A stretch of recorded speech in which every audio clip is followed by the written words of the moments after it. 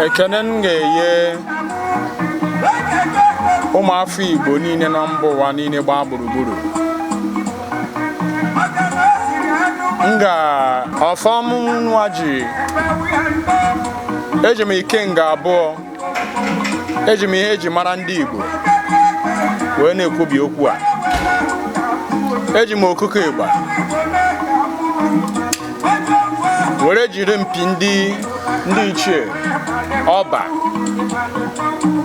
ọba Chukwuabiama na ndị ichie be anyị ji wee gbaa ndụ ka m ji wee na-ekwubiri unu wee sị ụmụafọ Igbo niile dị nọ na Amerịka ihe gbasara Igbo na-adị amasị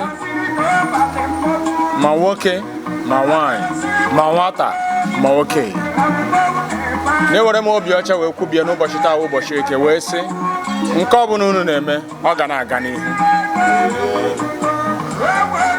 World Igbo TV nkwa m kwere bụ na asị n'ebe aka ha nwata nwanyị ka ọ na-atụkwasị di ya nke ọ na m ga-emewu wee hụ na omenala Igbo na ọdịnala Igbo ndị ọcha na-akpọ ya culture and tradition na dịka anyị kachidere ndụ na-eku ume na aga m eso na-agba mbọ na-atọghatakwa ndị m ga-atọghata ka e wee nwee ike wee hụ na omenala Igbo dere wee gawa maka na ebe ahụ ka ndụ na ahụ isi ike dị.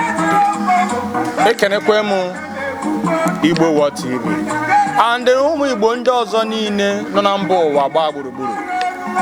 Ụmụ Igbo ọfọm na-agara unu ana ọfọm na-agọba ọfọ obi ọcha ọfọ eziokwu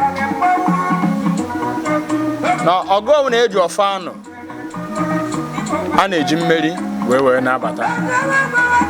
Ụmụ Igbo niile nọ in diaspora maka na ebido kpọwa afa maka ebe ụmụ Igbo nọ o buru ibu ụwa niile gbaa gburugburu ụmụ Igbo na ya.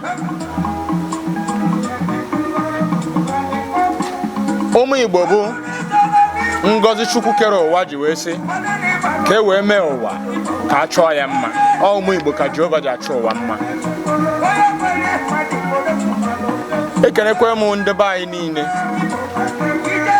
ebido m na Anambra steeti, Imo, Abia, Enugu, Cross River, Calabar, Igweọcha, Rivers steeti na ebe niile ndị Igbo gbara ngara gbaa gburugburu. Ụmụ ikorobịa ndị Igbo asị m unu bi n'enu na ihe anyị ga-eji eme ihe a ọ dị mma ọ na-anyị ncha n'aka.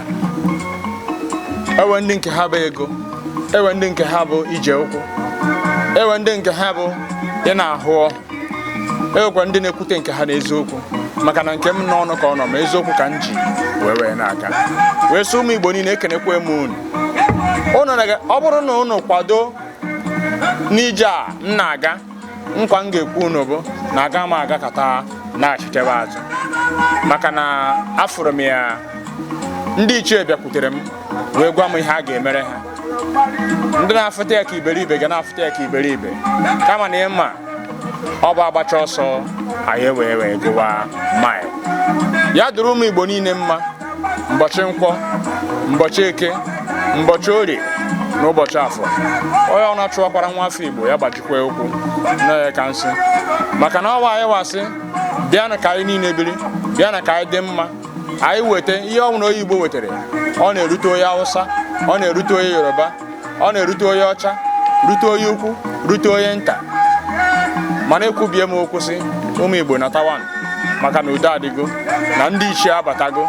Omenala anyị kacha mma biko ka anyị wawa na ọjị, ka e were nzukọ kụwa ndị ichie mawa na edo ka arụba agwụ ihe ndị ọcha na-eme edozi anyị anya ka emewe ya kwuba eziokwu ka arụ wee kwụsị maka na ihe anyị ji bịa bụ ka arụ kwụsị n'ala Igbo. Awọ mmadụ nakọta were mmadụ ibe kwakpuo ya n'ala iyi gbakpuo n'ime chọọchị gaa nọgide wee sị na Chineke ga-aghọta. Mba, ọ bụrụzi ụdị nke ka anyị chọrọ igbuo mmadụ eto ihe ndụ. And anyị sị na ndị niile bụ ndị na-egbu mmadụ n'ala Igbo, ndị na-eme ihe anyị na-eme were isi na nsogbu adị. Ana m ayọ Chukwu kere ụwa biko ka e were isi ndị a tii n'ihe anyị na-eme na korodomeje nwanne anyị sị isi na ihe anyị na-eme were isi anyị ewere isi tii ya o wee wee isi. Ndewonu, ọgwụ n'otu ọha m n'ọnụ, anyị ka bidoro ebido mana ihe mma bụ na anyị ga-agarịrị n'isi mmiri. Ndewonu.